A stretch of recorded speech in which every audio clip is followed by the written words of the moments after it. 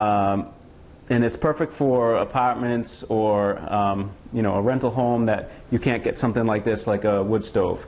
So normally I heat with wood, but I'd like to have some other backups, and just like for you guys to do some reviews. So you might have remembered in the past I did a review on this heater here, the Mr.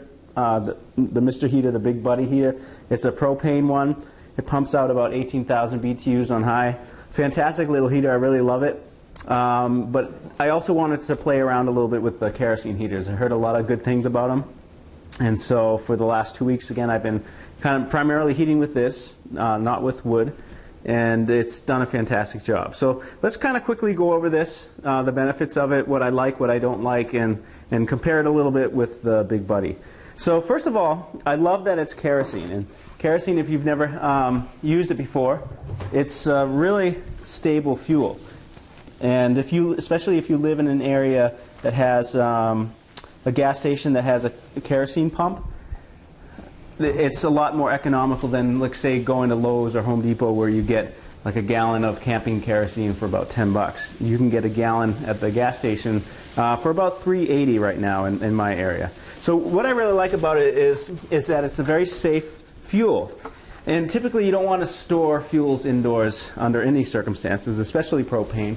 Propane's like a gas, and it tends to, especially if you have a leaky bottle, it will leak out and go to the lowest area in your home, and it will stay there. And if a spark happens or something, it's really dangerous. So you never want to store propane indoors, or even really use it, unless it's the small camping bottles like you use for this.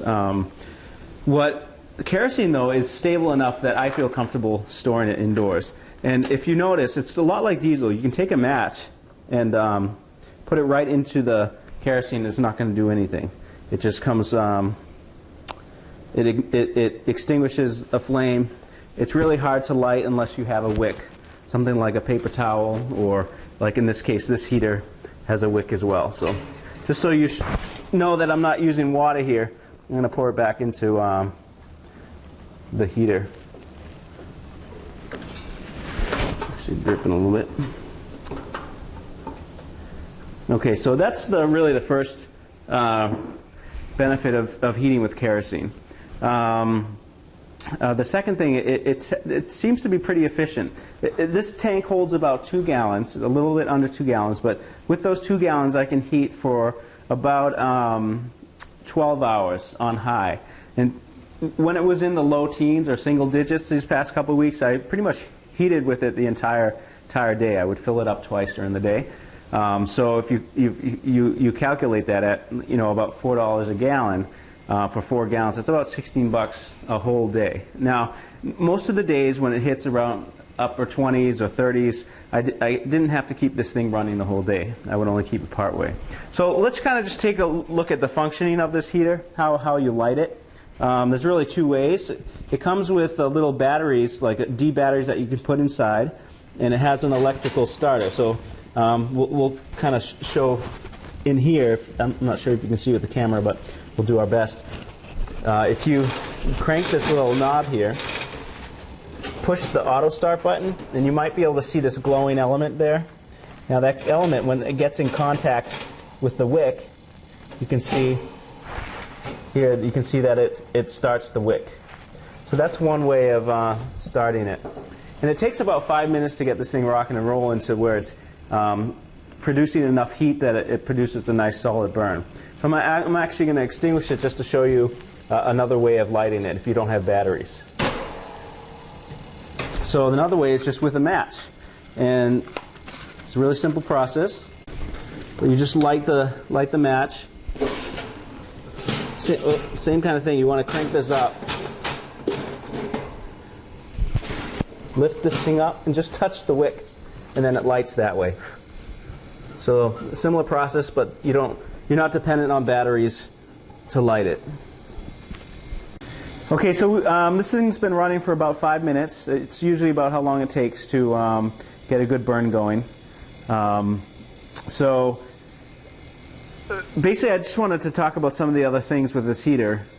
One of the things that people seem to not like with kerosene heater is the smell. And I was a little bit worried about it in the beginning because it really smelled bad, and the fumes were pretty bad. It says in the manual to burn it for about an hour or two, and it should then burn off all the paints or whatever solvents or different things that the heater has to get all that stink out. But you know what? I actually noticed it wasn't until about 2 or 3 tankfuls, so a full like 36 hours. I mean, I put this thing through the ringer, and only after that time did it stop really smelling up the house. I mean, the fumes were pretty bad.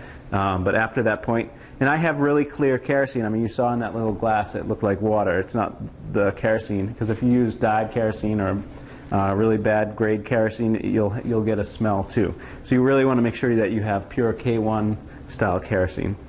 So just some safety things too. What I like about it too here is that it has an auto shut-off. So if it detects, similar to the Big Buddy, if there's low oxygen and there's potential for carbon monoxide poisoning, because carbon monoxide forms in the presence of little oxygen, it will automatically shut off. And same with this heater. Both of them have that. I do have a couple of carbon monoxide alarms in the home as well, and I would definitely recommend that if you don't have that, if you're heating with either one of these. But if you have that, you should be good.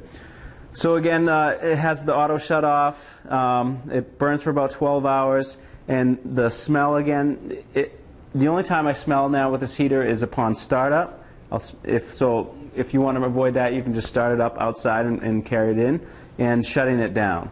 Also, when it gets to a low burn, when there's not much fuel left, the flame will actually reduce and flicker, and when it flickers like that, it also creates a smell. So that's pretty much it. It's a very simple heater. It puts out about 23,000 BTUs compared with the Big Buddy of 18,000. I really like both, and they both have their applications. If you don't have kerosene in your area, then I would definitely recommend getting one of these propane ones. If you do have kerosene, this thing puts out a ton of heat, and I would recommend getting that. And I find that this one's a little bit more easier to use than the propane one. Other than that, I really like both of them and would highly recommend either for emergency heating. So another thing real quick that I wanted to show as far as comparison, what I like the Big Buddy better than the KeroHeat here, is this one really only has one setting. You can put it on high, but the problem with it creates a lot of soot, and you can kind of see smoke coming out. But then if you put it too low, there's a concern that you're not getting a clean burn and emit carbon monoxide. So you want to have there's a certain level, and in the manual it states, you can read about it. It's not dangerous or really complicated to keep it at that heat, but it only really has one heat, so it's constantly putting out 23,000 BTU. You can turn it off and on, so if your house or your place gets too warm, you can just shut it off. But it's not as variable in temperature as like the Big Buddy. This one here has 3 settings. There's like a low, where just one of the elements glows, a medium, where I think one of them glows hot, and then a high, where both of them glow hot. And so the temperature differential is a lot easier or better to control with the Big Buddy than this one. If you don't care about turning things off and on, really it's not a huge deal, then this one's fine. Otherwise, if you really want more of adjustable heat, then the Big Buddy might be a better choice for you. One thing that I forgot to mention was with kerosene that I really like is not only is it really safe that you can take a match and extinguish.